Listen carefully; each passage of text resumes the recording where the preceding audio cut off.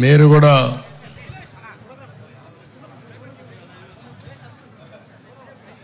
Please వదిలి ఈ పక్కన మా మీరు ఇటండి మీరు ఇటండి ఈ పక్క వచ్చి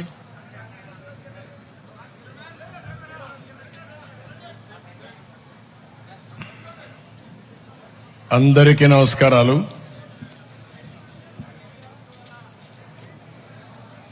క్రోధినామ సంవత్సర ఉగాది శుభాకాంక్షలు. ఈరోజు మనం అందరం కూడా తెలుగు జాతి పెద్ద ఎత్తున జరుపుకునే ఏకైక పండుగ, రెండు రాష్ట్రాల్లో ఉండే తెలుగు ప్రజలకి, దేశ విదేశాల్లో ఉండే తెలుగు ప్రజానీకానికి, తెలుగు జాతికి మొత్తానికి క్రోధనామ సంవత్సర ఉగాది శుభాకాంక్షలు తెలియజేస్తున్నా. మనందరికీ ఇది ఒక విశిష్టమైన పండుగ. మన జీవితాల్లో రాబోయే 1 సంవత్సరాల్లో దశ దిశ నిర్దేశించుకునే వేడుక ఇది. ఇది వారసత్వంగా మనకు సంక్రమించిన సంపద. ప్రతి ఒక్క వ్యక్తి కూడా ఈ పండుగ రోజున మనం అందరం ఆలోచించుకుంటాం. జనవరి 1వ తారీఖున మనకు ఇంగ్లీష్ క్యాలెండర్ ప్రకారం న్యూ ఇయర్ వచ్చిన తెలుగు జాతికి నూతన సంవత్సరం ప్రారంభం ఈ రోజే. అది మన సాంప్రదాయం. మన దేశంలో ఇంకొకసారి చూస్తే పండుగలన్నింటికీ ఒక ప్రత్యేకత ఉంది. ప్రకృతికి, కాలానికి సంబంధం ఉంది. ఇది కూడా మనం గుర్తుపెట్టుకోవాల్సిన అవసరం ఉంది. అందుకే మన దేశంలో 6 ఋతువులున్నాయి. ఈరోజు చూస్తే చైత్రమాసం తొలి రోజు, వసంత ఋతువు ప్రవేశించింది. చైత్రమాసంలో ప్రజా చైతన్యం కొత్త పుంతలు ఇచ్చి ముందుకు తీసుకుపోతుంది. ఒక నూతనమైన ఉత్సాహాన్నిచ్చే రోజు ఈరోజు. ఈ ఎనర్జీ రాబోయే సంవత్సరం అంతా కూడా మన భవిష్యత్తును నిర్ణయిస్తుందని చెప్పి కూడా నేను మీకు తెలియజేస్తున్నా. మొదలయ్యే రోజు మంచి మనసుతో మనం సంకల్పం చేయాలి. ఆ సంకల్పం మన ఆశల్ని, ఆశయాన్ని, ఉత్సాహాన్ని మెయింటైన్ చేస్తూనే మనం అనుకున్నటువంటి కోరికలను నెరవేర్చుకునే విధంగా మనం ముందుకు పోవాల్సిన అవసరం ఉంది. ఈ ఏడాది రాష్ట్రంలో ఉండే ప్రజలందరికీ నేను కోరుకుంటున్నాను, సాధికారత రావాలని.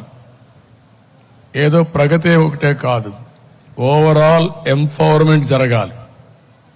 సమిక్షేమం ఇవ్వాలి, అభివృద్ధి చేయాలి, ధరలు తగ్గాలి, లా అండ్ ఆర్డర్ ఉండాలి. అదే మాదిరిగా ప్రతి ఒక్కరి కృషికి తగిన ఫలితం లభించే పరిస్థితి ఉండాల్సిన అవసరం ఉంది. అది జరిగినప్పుడు ప్రభుత్వం ఇచ్చే చేయూత కూడా తీసుకుంటే ఏదైనా సాధించే ఇది వస్తుంది. అది జరగాల్సిన అవసరం ఉంది.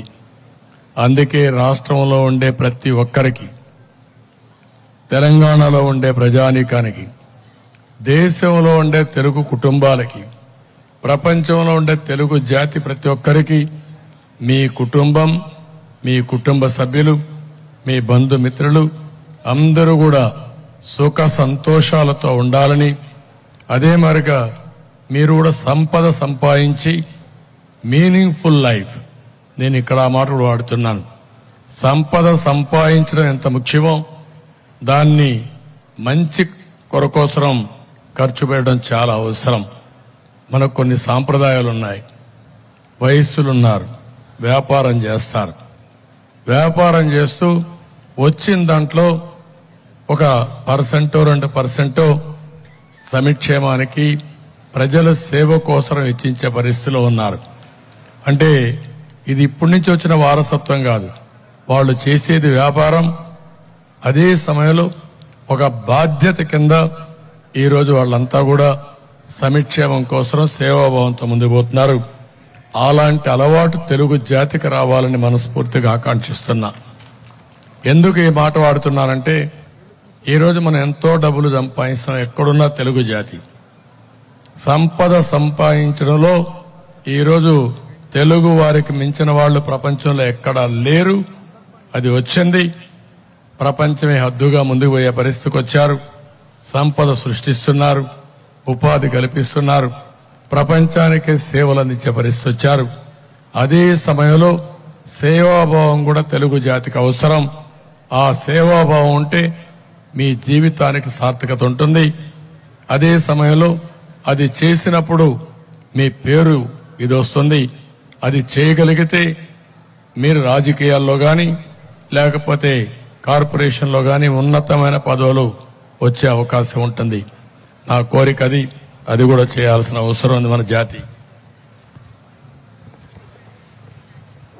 ఇంకొక పక్క ఉగాది అనంగానే ప్రారంభం ఏది నిద్రలేసినప్పుడు ఉగాది పచ్చడితోనే మనం ప్రారంభిస్తాం. షడ్రుచుల సమ్మేళనంతో ఉగాది పచ్చడి తయారు చేస్తారు.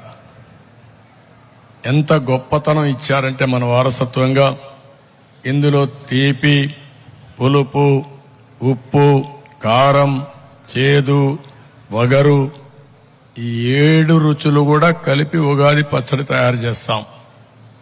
జీవితం అంటే ఒక ఆనందమే కాదు, జీవితం అంటే సంపాదనే కాదు. కష్టాలుంటాయి, సుఖాలుంటాయి, ఇబ్బందులు వస్తాయి, అనేక సమస్యలు వస్తాయి. ఇవన్నీ అధ్యయనం చేయడానికి, మెంటల్ గా ప్రిపేర్ చేయడానికి తొలి రోజున ఉగాది పచ్చడితో ప్రారంభిస్తాం. ఏదో కష్టం వచ్చిందని దిగులు పడిపోవడం, ఎవరో తిట్టారని బాధపడిపోవడం, లేకుంటే బయట రాకుండా ఇంట్లోనే పడుకోవడం, ఇంక వేరే దిక్కు లేదనే ఉద్దేశంతో కొంతమంది ఆత్మహత్యలు చేసుకుని చనిపోవడం, ఇలాంటివన్నీ జరుగుతూ ఉంటాయి.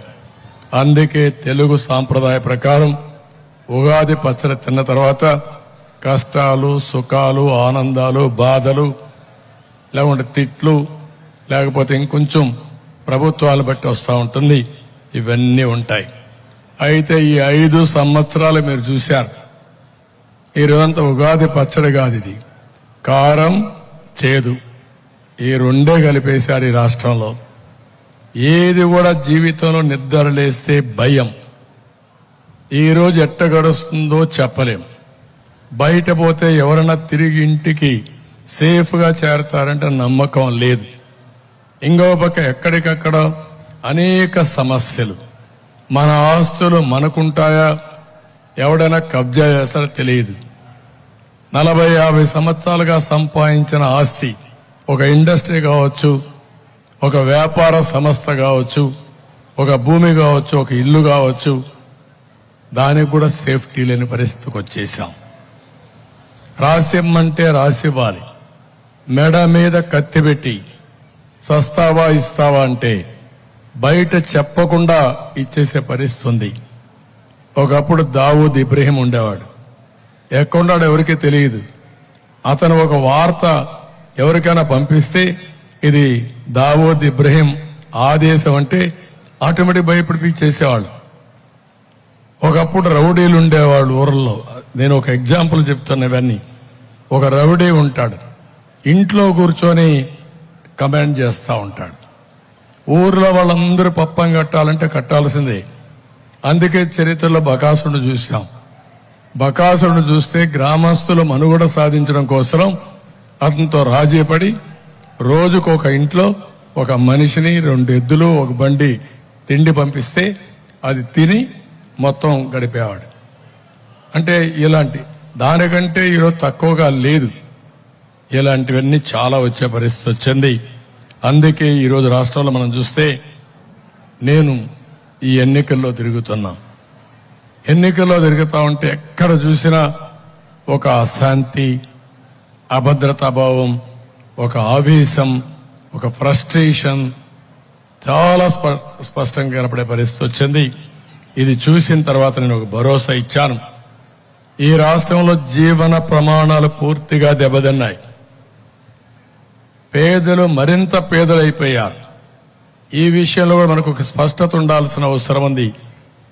నేనేదో సంక్షేమ కార్యక్రమాలు ఇచ్చానని ముఖ్యమంత్రి మాట్లాడుతూ 10 రూపాయలు ఇచ్చి మన అటెన్షన్ డైవర్ట్ చేసి మనకుండే బలహీనత ఏదో 10 రూపాయలు ఇచ్చాడు అని అనుకుంటే 100 రూపాయలు మన దగ్గర నుంచి లాగేసి మన ఆర్థిక పరిస్థితి ఇంకా దిగజారిపోయి మన కష్టాలు ఇంకా పెరిగాయి తప్ప ఎవ్వరి జీవన ప్రమాణాలు మెరుగుపడలేదు.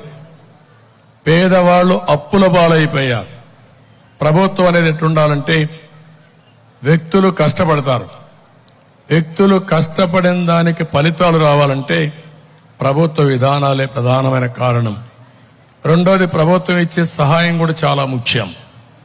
ఈ రెండు కూడా బ్యాలెన్స్ చేయకపోతే, విధానాలు సరిగా లేకపోతే వీళ్ళు ఇచ్చిన డబ్బులు ఎవరికి ఉపయోగపడవు.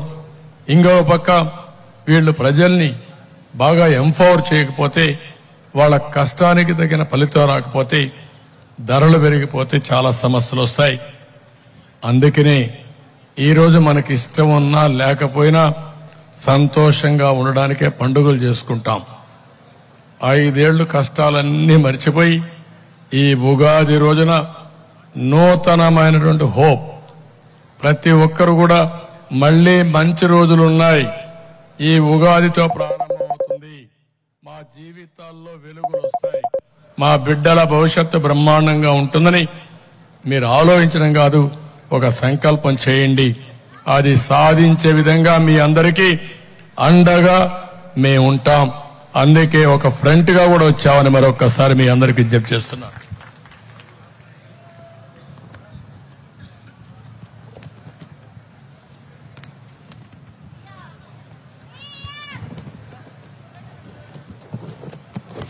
ఈరోజు తెలుగు జాతి కూడా కొన్ని సవాళ్లు ఎదుర్కొనింది. చరిత్ర కూడా మనం ఒక్కసారి నెమరేసుకోవాలి. ఈరోజే అమరావతి గురించి మాట్లాడుతూ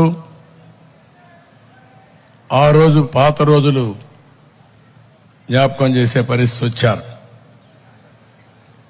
అయితే ఈరోజు మనం ఒకసారి చూస్తే 2024 కంటే ముందు కూడా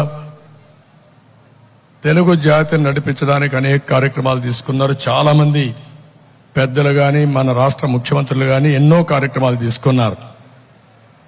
కానీ ఎప్పుడైతే నేను ఆలోచించింది 95లో ప్రపంచం నూతనమైన డైరెక్షన్ లో పోయే అవకాశం వచ్చింది. ఆ నూతనమైన డైరెక్షనే టెక్నాలజీ పెనిట్రేషన్, ఐటీ. అప్పుడే ఇంటర్నెట్ రెవల్యూషన్ బిల్ గేట్స్ తీసుకొచ్చాడు.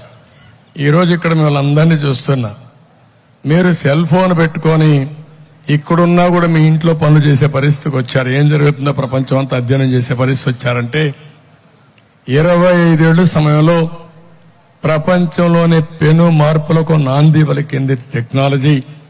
దాన్ని ఆ రోజే గమనించిన పార్టీ తెలుగుదేశం పార్టీ. దానివల్ల లాభం వచ్చింది తెలుగు జాతికి. ఒక్కొక్కసారి ఆలోచించవచ్చు, దాన్ని అమలు చేసే విధానంలో పబ్లిక్ పాలసీలో సక్సెస్ ఉంటుంది. అక్కడి నుంచి 95 నుంచి మీరు చూస్తే అన్ని విషయాల్లో ముందుకు పోయాం. హైదరాబాద్ నగరాన్ని బ్రహ్మాండమైన నగరంగా, ఒక టెక్నాలజీనే కాదు, ఇక్కడ దానికి కావలసినటువంటి ఇన్ఫ్రాస్ట్రక్చర్ డెవలప్ చేశాం.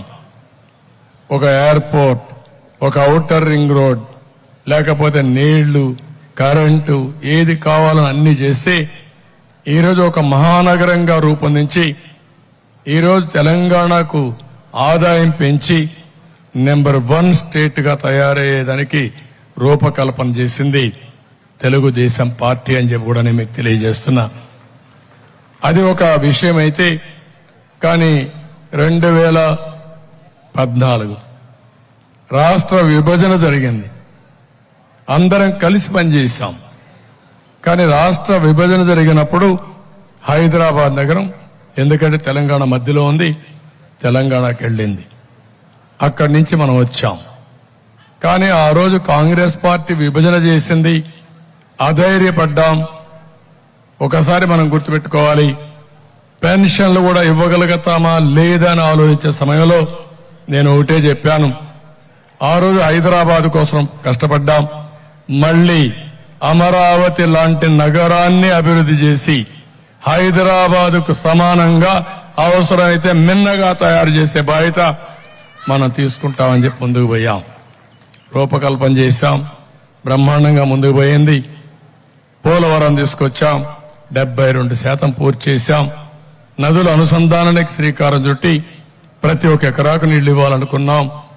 ప్రపంచమంతా తిరిగి మీరు ఒక్కసారి చూస్తే 16 లక్షల కోట్ల రూపాయలు విలువ చేసి ఎంఓయూలు చేశాం. అందులో కూడా 7-8 లక్షల మందికి ఉద్యోగాలు వచ్చాయి. 7-8 లక్షల కోట్ల రూపాయలు ఖర్చు పెట్టి మొత్తం పెట్టుబడులు వచ్చాయి, అన్ని వచ్చాయి. ఆ రోజు ఇంకొక పక్క మీరు ఒకసారి చూస్తే సంక్షేమానికి నేను ఎప్పుడూ చెప్తున్నాను, అభివృద్ధి చేయడమే కాదు, సంపద సృష్టించడమే కాదు, ఆ సంపద ప్రజలకు చేరవేసినప్పుడే దీనికి సార్థకత ఉందని చెప్పిన వ్యక్తిని తెలుగుదేశం పార్టీ సిద్ధాంతమే అది. ఆ సిద్ధాంత ప్రకారం పనిచేశాం. 2014లో మీరు చూస్తే గర్భిణీ స్త్రీ గర్భం దాల్చినప్పుడు పౌష్టికాహారం మొదలుకొని ఆవిడ్ని హాస్పిటల్ తీసుకుపోవాలంటే సేఫ్ డెలివరీ కోసం తల్లి బిడ్డ ఎక్స్ప్రెస్ మొదలుపెట్టి అక్కడి నుంచి చనిపోతే మహాప్రస్థానం వెహికల్స్ పెట్టి గౌరవప్రదంగా వీడ్కోలు ఇవ్వాలనే సాంప్రదాయానికి శ్రీకారం చుట్టిన పార్టీ తెలుగుదేశం పార్టీ.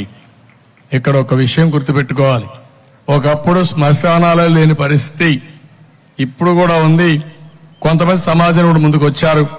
గుంటూరులో పుట్టిన ఒక వ్యక్తి అయితే సురేష్ అనే వ్యక్తి హైదరాబాద్ లో చనిపోయిన వాళ్ళకి బరియల్ గ్రౌండ్స్ కట్టాడంటే ఎంత బ్రహ్మాండంగా అక్కడికి పోతే మనం చూడడానికి ఆహ్లాదకరంగా సెండ్ ఆఫ్ ఇవ్వడానికి కాసేపు కూర్చోవడం, అంత మునుపు మనం బరియల్ గ్రౌండ్ పోతే కూర్చోవడానికి నిలబడుకోవడానికి కూడా వీల్లేని పరిస్థితిలో ఇవన్నీ కూడా వచ్చాయి. ఇది ఒక సాంప్రదాయ ప్రకారం ముందుకు పోయారు. ఇవన్నీ చేసిన పార్టీ తెలుగుదేశం పార్టీ. 100 కార్యక్రమాలు చేశాం. ఈ రోజు వీళ్ళు మాట్లాడుతున్నారు కొంతమంది సంక్షేమం అని. సంక్షేమం తెలుగు జాతికి నేర్పించిన పార్టీ తెలుగుదేశం పార్టీ. సంక్షేమ కార్యక్రమాల ద్వారా ప్రజల్ని ఆదుకున్న పార్టీ తెలుగుదేశం పార్టీ. దాంట్లో ఎవ్వరికి ఇప్పుడు కాదు, నేను సమైక్య ఆంధ్రప్రదేశ్లోని ఆడబిడ్డ పుడితే 5,000 రూపాయలు డిపాజిట్ చేసి పెద్దయ్యే లోపల చదువు అన్నిటి కూడా డబ్బులు ఇచ్చి 20,000 రూపాయలు ఫిక్స్డ్ డిపాజిట్ వచ్చే విధంగా చేసిన పార్టీ తెలుగుదేశం పార్టీ 25 ఏళ్లకు మునుపు. అదే ఆడబిడ్డలపై ఉండే నమ్మకం. ఆ విధంగా మనం చేయగలిగాం. రైతులకు గిట్టుబాటు ధర ఇచ్చాం. నేను ఒకటి ఆలోచించేవాడిని, తుఫాన్ వస్తుంది, టెక్నాలజీ పెరిగింది, కానీ తుఫాన్ని అధిగమించాలంటే ఆ సమయంలో మనం యాక్ట్ చేయాలి. కరువును నివారించాలంటే ఆంధ్రప్రదేశ్కు ఒక అడ్వాంటేజ్ ఉంది. నదులు అనుసంధానం చేయగలిగితే, డ్రిప్ ఇరిగేషన్ లాంటి పెట్టుకోగలిగితే ప్రతి ఎకరాకు నీళ్లు ఇచ్చే అవకాశం ఉంటుంది. వర్షాలు పడకపోయినా కరువు రాదు. కరువును అధిగమించే శక్తి మానవ మేధస్సుకుంది. అదే చేయాలనుకున్నా, అదే చేశా. అది చేస్తే మీరు చూస్తే పట్టిసీమ తెచ్చి నీళ్లు ఆదా తెచ్చి శ్రీశైలం నుంచి ఏదైతే అంద్రీనేవా ద్వారా నీళ్లిచ్చి కరువు జిల్లా అయినటువంటి అనంతపురం జిల్లా ఎడారిగా మారిపోతున్న జిల్లాలో కియా మోటార్ తీసుకొచ్చామంటే అది తెలుగుదేశం పార్టీ సత్తా, దూరదృష్టి అని చెప్పి కూడా నేను మీకు తెలియజేస్తున్నా.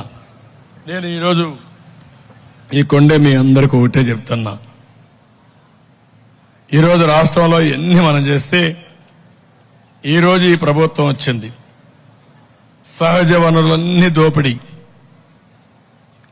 పన్నుల మీద బాదుడే బాదుడు, స్కాముల కోసం స్కీములు పెట్టడం, బడుగు బలహీన వర్గాలపైన దాడులు చేయడం, గంజాయి, డ్రగ్స్, జే బ్రాండ్ ఇవన్నీ వచ్చి సమస్యలు కూడా జాతి నిర్వీర్యమైపోయే పరిస్థితులు రావడం, హింసా రాజకీయాలు రావడం, ఇంకో పక్క శాండ్ మాఫియా, రెడ్ శాండ్ లోని మాఫియా ఇన్ని వచ్చే పరిస్థితి వచ్చింది. అందుకే ఈరోజు మిమ్మల్ని అందరినీ కోరుతున్నా, ఈ పండగ పూట మనమందరం ఒక సంకల్పం చేయాలి. ఈ రోజుటి నుంచి 34 రోజులు ఈ పండగ చేసుకున్న ప్రతి ఒక్కరు కూడా తెలుగు జాతికి మళ్లీ పూర్వ వైభవం రావాలని ఒక సంకల్పం చేయాల్సిందిగా నేను మీ అందరికీ పిలిపిస్తున్నా. ప్రజలు గెలవాలి, రాష్ట్రం నిలబడాలి, ఇది మన సంకల్పంగా ఉండాలి. ఇంతవరకు జరిగిన కష్టాలు తీరిపోవాలి. ఆ కష్టాలు తీరిపోయి నూతనమైనటువంటి ఉత్సాహంతో భవిష్యత్తు కోసం మనందరం కూడా ముందు పోయే పరిస్థితి రావాలి. ఇది అసాధ్యం కాదు, ఇది సాధ్యం, ఇది సాధించి తీరుతాం. అందుకే మీరందరూ కూడా ఇప్పుడే రాజకీయాలు లేకుండా పంచాంగం లేదు. ఆ విషయం మనందరం గుర్తుపెట్టుకోవాల్సిన అవసరం ఉంది. పంచాంగం ఇచ్చేది ఒక స్ఫూర్తినిస్తుంది. ఆ స్ఫూర్తిని అమలు చేసేది మంచి చెడుల్ని విశ్లేషించి మంచిని ముందుకు తీసుకుపోయే శక్తి, చెడుగానే ఉంటే దాన్ని ఏ విధంగా నివారించాలో ఆలోచించే శక్తి రాజకీయాలకు ఉంది. అదే రాజకీయాల్లో విధానపరంగా ముందుకొస్తే ఏదైనా సాధ్యం అని చెప్పి నేను మీకు తెలియజేస్తున్నా. రాష్ట్ర పునర్నిర్మాణం జరగాలి. 14 లక్షల కోట్ల రూపాయల అప్పుంది. దగ్గర 1,50,000 కోట్ల రూపాయలు బిల్స్ అన్ని బకాయిలున్నాయి. గుంతలబడిన రోడ్లు మనకు స్వాగతం ఇస్తున్నాయి. ఈ రోజు తాగేదానికి గుప్పెడు నీళ్లు లేవు. భూగర్భ జలాలు ఇంకిపోయినాయి. ఒకప్పుడు నేను ఆలోచించేవాడిని, భూమిని ఒక జలాశయంగా చేసి ఎక్కడ వర్షపు నీరు వస్తే అక్కడనే భూగర్భ జలాలుగా కన్వర్ట్ చేయాలని ఇంకుడు గుంతలు దూవించిన పార్టీ తెలుగుదేశం పార్టీ. ఒక మామూలు గ్రామాల్లోనే కాదు, పంట కుంటలు గ్రామాల్లో దోవితే ఇంకుడు గుంతలు సిటీల్లో పెట్టి ఎక్కడ చూసినా భూగర్భ జలాలు పెంచి ఈ యొక్క ప్రకృతిని పెంచడం కోసం ప్రయత్నం చేసిన పార్టీ. ప్రకృతిని మనం కాపాడితే ఆ ప్రకృతి మనం రక్షిస్తుంది. ఈ రోజు మొత్తం మీరు చూస్తామంటే చాలా అన్యాయంగా తయారయ్యే పరిస్థితి వచ్చింది. అందుకే ఈ రోజు మళ్లీ పునర్నిర్మాణం కోసం వైఎస్ఆర్ కాంగ్రెస్ వ్యతిరేక ఓటు డివైడ్ కాకూడదని 3 పార్టీలు జట్టు కట్టాం. ఈ విషయం కూడా మీరు గుర్తుపెట్టుకోవాలి. ఈ సందర్భంగా మైనారిటీస్ కూడా హామీ ఇస్తున్నా నేను. తెలుగు ఉగాది పండుగ ఈ గడ్డ మీద పుట్టిన అన్ని కులాలు అన్ని మతాలు జరుపుకునే ఏకైక పండుగ ఉగాది. ప్రాస్పరిటీ కూడా, భవిష్యత్తు కూడా అందరికీ సంబంధించిన భవిష్యత్తు ఉంటుంది. అందుకే ఈరోజు కేంద్రం సహకారం అవసరం. తెలుగుదేశం పార్టీ హయాంలో ఏ ముస్లింలు కూడా 22 ఏళ్ల అధికారంలో ఉంటే ఎప్పుడూ ఏమాత్రం కూడా వివక్షత లేని ప్రభుత్వాన్ని ఇచ్చిన పార్టీ తెలుగుదేశం పార్టీ అని చెప్పి కూడా నేను మీకు తెలియజేస్తున్నా. సాధికారతే ధ్యేయంగా, పేదరికమే కులమానంగా ఇంతవరకు పనులు చేస్తూ వచ్చాం. భవిష్యత్తులో కూడా అదే చేస్తామని చెప్పి కూడా నేను మీకు తెలియజేస్తున్నా. నా ఆలోచన ఒకటి, మీ జీవన ప్రమాణాలు పెరగాలి. ప్రపంచంలో మేధోశక్తితో ముందుకు పోతా ఉంది. నాలెడ్జ్ ఎకానమీతో ముందుకు పోతా ఉంది. ఆ నాలెడ్జ్ ఎకానమీని మీకు అందుబాటులో తేవడమే కాకుండా సంపద సృష్టించడం నేర్పాలని, తిరిగి ఆ సంపద వల్ల ఆదాయం పెంచాలని, పెంచిన ఆదాయాన్ని ఈ పేదవాళ్లకు పంచి వాళ్ళని పైకి తేవాలనే ఏకైక ధ్యేయం తప్ప ఇంకొక ఆలోచన లేదు.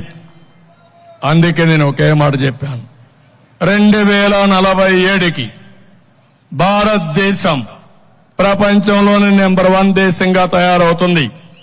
ఇప్పుడు 5వ అతిపెద్ద ఆర్థిక వ్యవస్థ, ఈరోజు 5వ ఆర్థిక వ్యవస్థ. ఇది 2030కి 3వ వ్యవస్థ కింద వస్తుంది. 2047కి అంటే 100 సంవత్సరాల స్వాతంత్రం జరుపుకునే రోజున మనం నెంబర్ 1 కావాలనే సంకల్పం తప్పకుండా ఈ అవకాశాలు ఉన్నాయి. అది చేయగలిగితే అమెరికాను, చైనాను కూడా మనం డామినేట్ చేసే పరిస్థితి వస్తుంది. అదే మొన్న నేను ఆగస్టు 15 కూడా చెప్పాను. ఈ విషయం మీరు గుర్తుపెట్టుకోవాల్సిన అవసరం ఉంది. అదే సమయంలో భారతీయులు ప్రపంచం మొత్తం బ్రహ్మాండంగా రాణిస్తారు. ఈ రోజు ఆ విషయం కూడా మీరు గుర్తుపెట్టుకోవాలి. ఎందుకు ఈ విషయాలు మాట్లాడుతున్నారంటే నేను ఒకటే చెప్తున్నాను. ఒకప్పుడు హైదరాబాద్ ఎక్కడుండోదో మనకు తెలిసేది కాదు. ఏదైనా ఉంటే మన బంధువులు చెప్తే తప్ప. అమెరికాకు పోవాలంటే, అమెరికాలో వార్తలు మనకు రావాలంటే మళ్లీ 1 నెల 2 నెలలో ఎప్పుడో వచ్చేటివి. ఏదైనా చిన్న కార్డులో రాస్తే తప్ప, లేకుంటే ఎవరైనా వస్తే తప్ప. ఈరోజు అది కాదు. ప్రపంచంలో నలుమూలల ఏమి జరుగుతుందో రియల్ టైంలో మీరు చూసే పరిస్థితి వచ్చింది. అదే నా ఆలోచన. తెలుగు జాతిని ప్రపంచానికి అనుసంధానం చేసి ఆకాశమే హద్దుగా అభివృద్ధి చేయాలి. ప్రపంచంలో నెంబర్ 1 కమ్యూనిటీగా తెలుగు జాతి ఉండాలి. అదే నా సంకల్పం. ఇప్పటికే ప్రపంచంలో ఎక్కడ తెలుగు వాళ్ళున్నా తలసరి ఆదాయంలో నెంబర్ 1 గా ఉన్నారు. రేపు నెంబర్ 1 వెల్త్ లో ఉంటారు, సంపాదనలో ఉంటారు. అది జరుగుతుందని చెప్పి కూడా నేను మీకు తెలియజేస్తున్నా. ఈ సందర్భంగా నేను ఒకటే సంకల్పం చేస్తున్నాను. జీరో పావర్టీ, పేదరికం లేని సమాజం. అది ఎన్టీ రామారావు గారు ఇచ్చినటువంటి ఆదేశం, ఆయన నిర్దేశించిన ఆశయం. ఆ ఆశయాన్ని నెరవేర్చే రోజు వచ్చింది. తప్పకుండా నా జీవితంలోనే పేదరికం లేని సమాజాన్ని చూస్తాను. ప్రతి ఒక్క పేదవాడికి తెలుగుదేశం పార్టీ అండగా ఉంటుంది. తెలుగుదేశం పార్టీ జెండా పేదవాడికి అండ అని చెప్పి నేను మీకు తెలియజేస్తున్నా. ఇవన్నీ జరగాలంటే మళ్లీ ఇక్కడ మనం ఉన్న కేంద్ర సహకారం కూడా అవసరం.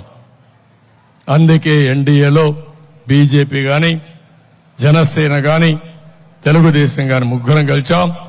వచ్చేది కూటమి ప్రభుత్వమే, దాంట్లో అనుమానం లేదు. అయితే ఈ కూటమి ప్రభుత్వంలో ఈ సైకో జగన్ కి స్థానం లేకుండా సమాజంలో చేయవలసిన బాధ్యత, అడ్డంకులు లేకుండా చేసుకునే కర్తవ్యం ప్రజలపైన ఉంది. ప్రజలు ఈ విషయం ఆలోచించాలని మరొకసారి కోరుతున్నా. అందుకే ఇప్పటికే ఈ కూటమి సూపర్ 6 ఇచ్చాం. ఒకటే చెప్తున్నా, ఈ సూపర్ 6 ఇంటింటికి తీసుకపోతే అవతల వాళ్లకు డిపాజిట్లు కూడా రావు.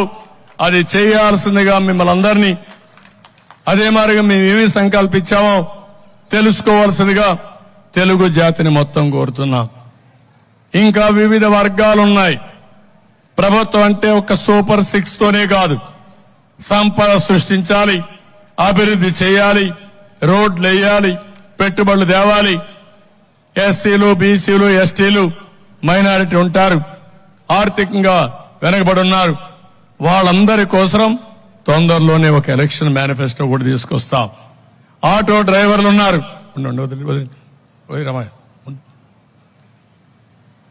వాళ్ళందరి కోసం ఏం చేయాలో అవి కూడా వర్కౌట్ చేస్తాం. అవన్నీ వర్కౌట్ చేసి కూడా వస్తాం. నేను అందుకే ఇంకొక మాట కూడా చెప్పాను. మనం అందరం కష్టపడినా కొంతమంది కష్టపడలేని వాళ్ళు ఉంటారు. వృద్ధులు గాని, వితంతువులు గాని, ఆధారం లేని వాళ్ళు.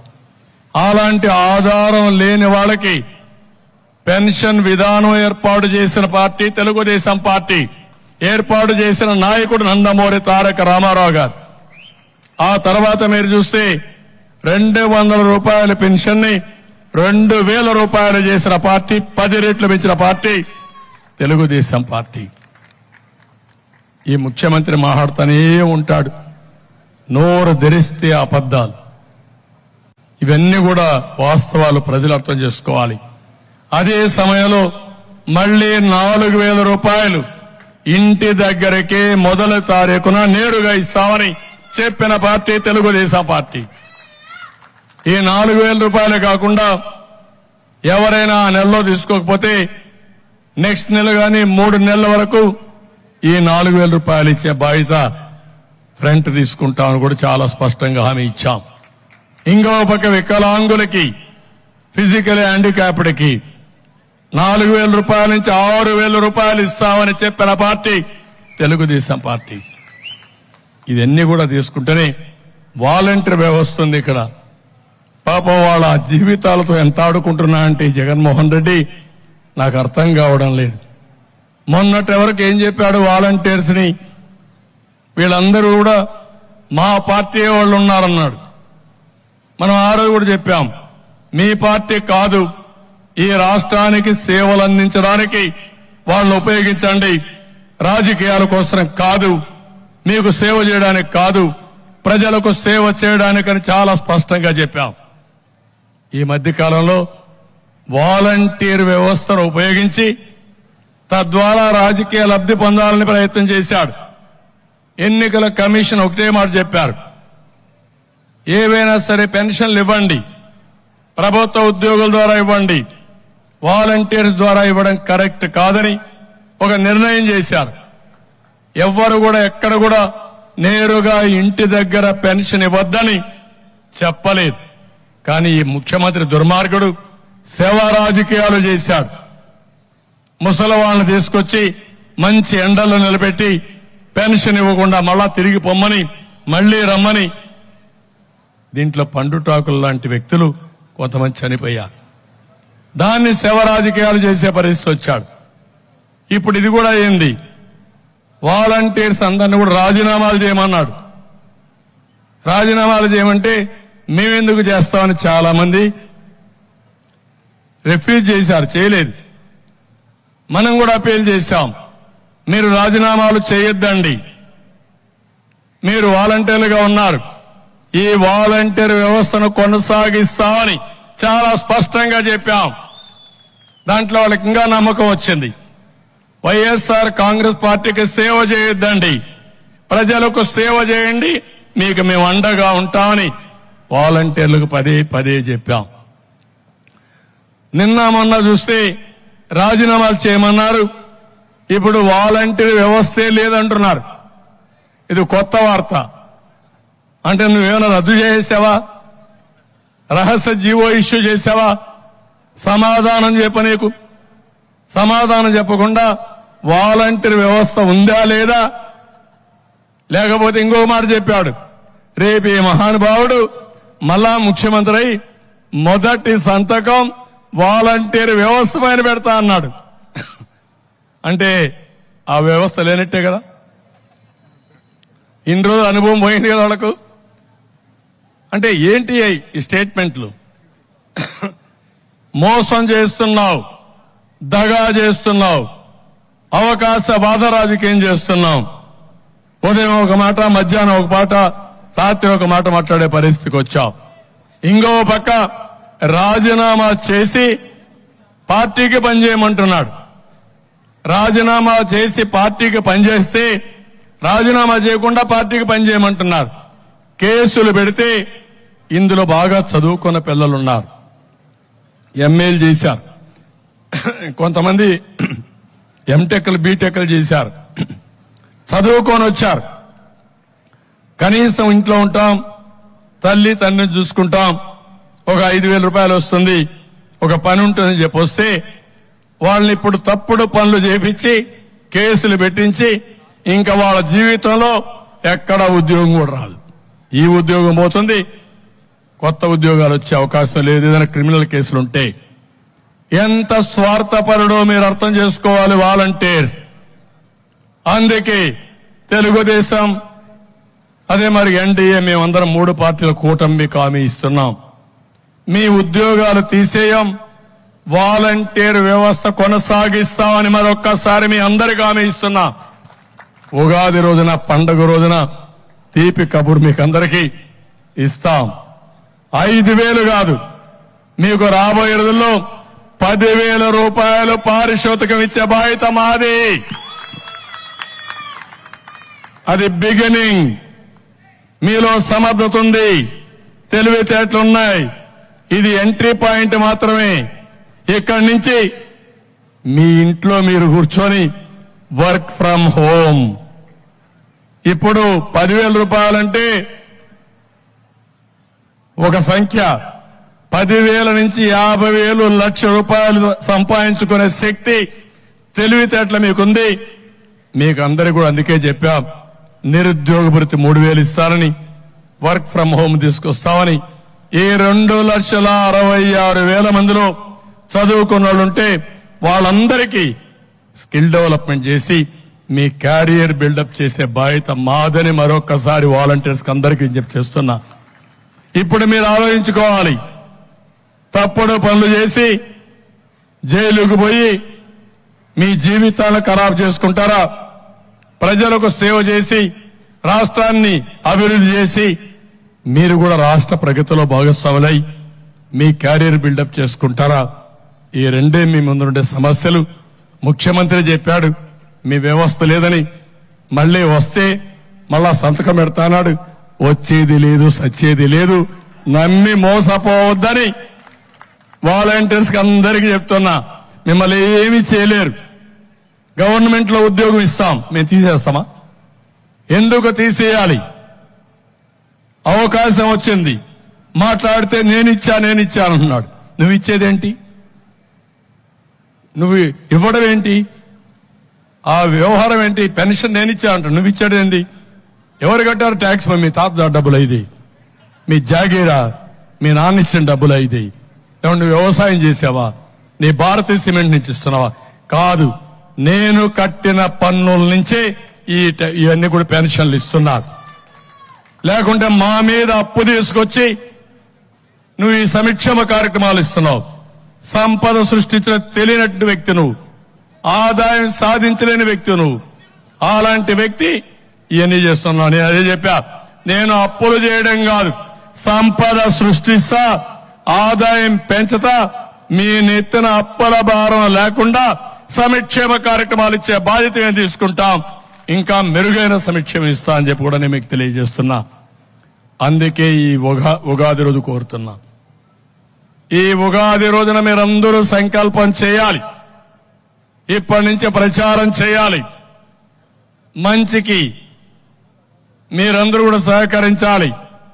దుర్మార్గుల్ని ఎక్కడికక్కడ దూరంగా పెట్టి ప్రజా చైతన్యంతో వీళ్ళకు బుద్ధి చెప్పే పరిస్థితి రావాలి. ఈ రోజు ఒక విషయం మీరు గుర్తుపెట్టుకోండి, ఇప్పటికే రాష్ట్రం మొత్తం భూగర్భ జలాలు బాగా ఇంకిపోయినాయి. జలాశయాల్లో నీళ్లు లేవు, భూగర్భ జలాలు ఇంకిపోయినాయి. ఈరోజు కర్నూలు జిల్లాలో మీరు ఒక్కసారి చూస్తే వారానికి ఒక్కరోజు నీళ్లు వస్తాయి. పెళ్లిళ్లు చేయడం, శుభ కార్యక్రమాలు చేయడం మానేశారు. ఇంకో పక్క స్నానాలు చేయడం కూడా మానేశారు. అలాంటి ప్రమాదకరమైన పరిస్థితులు వచ్చాయి.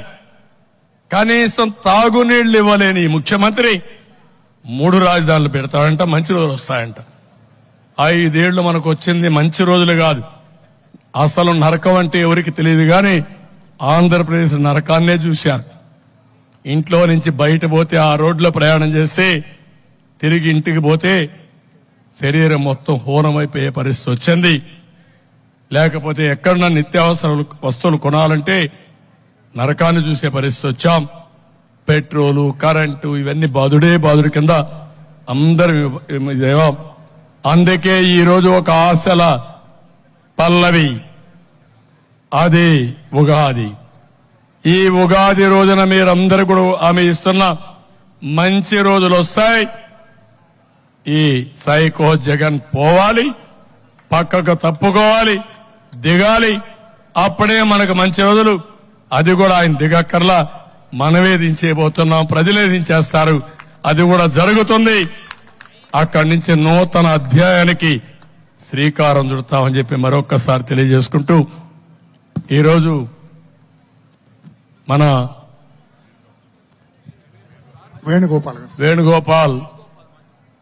వేణుగోపాల్ గారు చాలా వాగ్దాటే కాకుండా వాక్శుద్ధి ఉంది.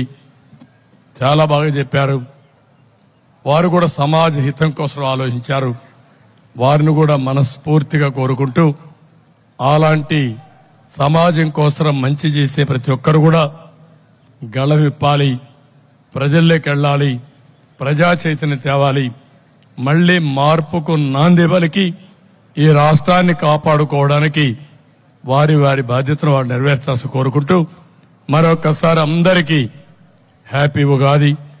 ఈ ఉగాది రోజున మీ అందరికీ మెరుగైన జీవన ప్రమాణాలు, మీ అందరి ఆశలను నెరవేరాలని, మీరు మీ కుటుంబం అందరూ ఆనందంగా ఉండాలని, ఇంకో పక్క బాగా వర్షాలు పడాలి, పంటలు బాగా పండాలి, ఏమాత్రం ఇబ్బంది లేనటువంటి సమాజం కోసం అన్నింటికంటే ముఖ్యంగా వర్షాలు పడితే చాలా సమస్యలకు పరిష్కారం వస్తుంది. దానివల్ల మనం చాలా వరకు ముందుకు పోయే పరిస్థితి వస్తుంది. ఈ సంవత్సరం అందరూ కూడా శాస్త్రజ్ఞులు చెప్తున్నారు, కరువు అంతా పోతుంది, పుష్కలంగా వర్షాలు పడతాయి. అందుకే ఎండలు కూడా విపరీతంగా ఉన్నాయి. ఇంకొక నెల ఈ ఎండ ఓర్చుకుంటే, ఈ దుర్మార్గమైన పరిపాలన ఓర్చుకుంటే రాబోయేది అన్ని మంచి రోజులే. ఆ మంచి రోజుల కోసం అందరూ కూడా ముందుకు పోవాల్సిందిగా మరొక్కసారి ప్రార్థిస్తున్నా. జై హింద్, అందరికీ నమస్కారాలు. Thank you.